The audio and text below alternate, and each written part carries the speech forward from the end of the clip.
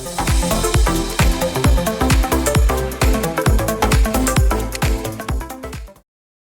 everyone, Tom Morrison here, Aria Financial. Happy New Year. Welcome back to another episode of Real Talk with Tom. In this episode, we'll be talking about a client who's bought and sold simultaneously. Okay, so this client approached us after being referred by a buyer's agent, and they'd been referred to us after already having sold their property. Now they're looking to purchase. They sold with a longer settlement. They sold about a 4-month settlement, and gave them a lot of time to find a property to purchase.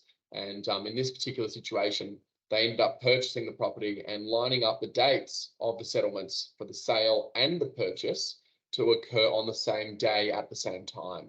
Okay, so there's 3 ways you can execute a transaction of this nature. You can do what this client did, which is sell with a long settlement period, 3 or 4 months ideally, and that gives you enough time to then go and look for a property to purchase.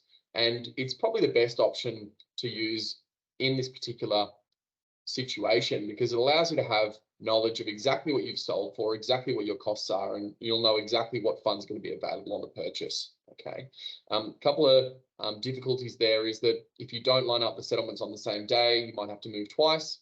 Ideally, you want to arrange the settlements on the same day, but arrange with either the person you've purchased from to move in a couple of days early and pay a couple of days of market rent to them, so you don't have to move all at the same time, or on the sale, you just rent the property back that you sold for a couple of days to get the same outcome. Moving all on the same day can be very difficult.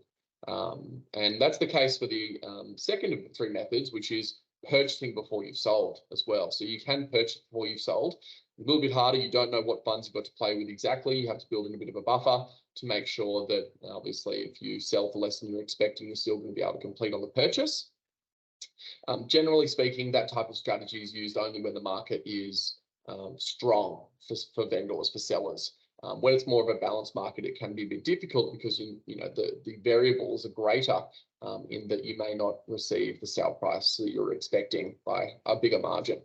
The third method is bridging. Bridging is where the bank gives you all of the money to settle on the purchase first.